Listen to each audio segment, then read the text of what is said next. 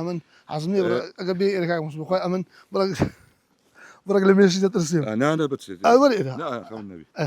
دوني انا وقتي مش شرقه دردانيه استا طبعا دوني سيش رم قتينو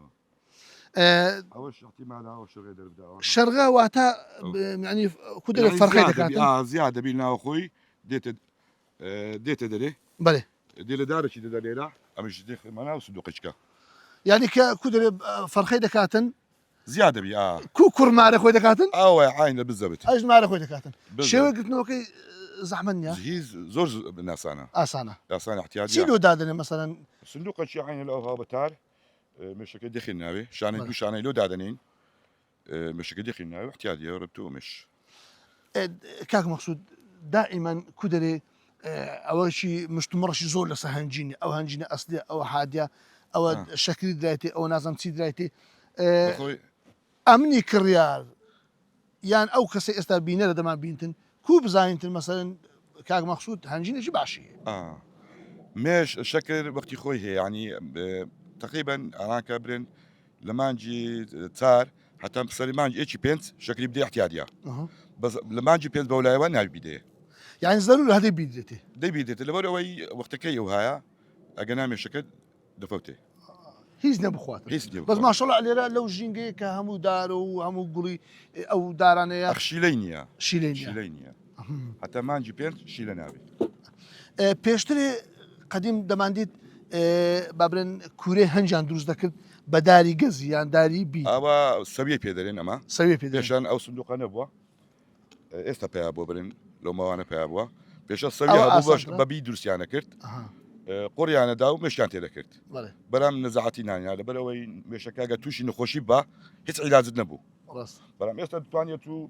بتو او كنترول بكاي نخوشي شي هي تواني كنترول بكاي او خان بانترو جوان ترشانه كي جوان بدوان درين بس اگر لعلي دابيتين لا سبيه كي دابي اتويت هيت بناكلي زور زادرن اصلا بخوم زول ميش ترسم زور زادرن كاكا او ميش مره او يعني بزنا ومش زرتي مش رش او بيودا او بيونادا حد بيودا برام عندك زياتر او يعني حقوت املي ترسم انا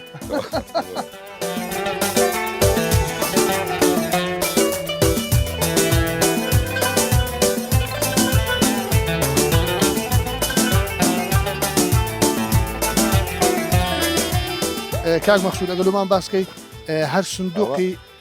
هر صندوقي تسان اوي بيودا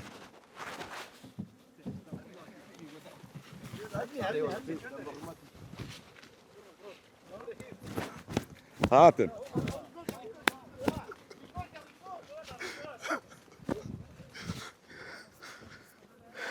اقول له روش